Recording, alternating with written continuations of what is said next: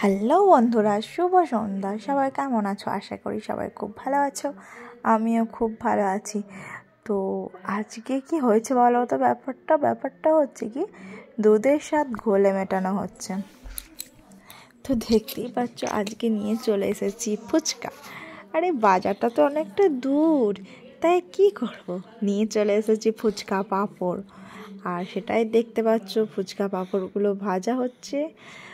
আর ভেজে একটু আলু মাখা টক জল দিয়ে খাওয়া হবে। এই দেখো, ভেজে নিয়েছি অনেক কটা।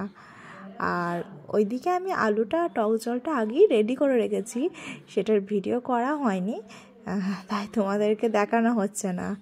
তো দেখতে পাচ্ছ কেমন ফুলছে, খুব সুন্দর ফুলেছে কিন্তু। তো দেখা যাক। এই দেখো, আলু মাখা টক জল আমাদের, আর ফুচকা। আজকে সন্ধ্যাটা পুরো জমে যাবে।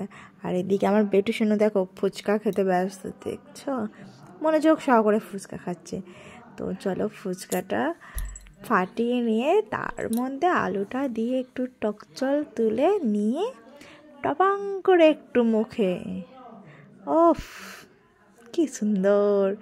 কি করব, না পেলে দুধের স্বাদ তো খোলে মেটাতেই হবে, কথাতেই তো আছে।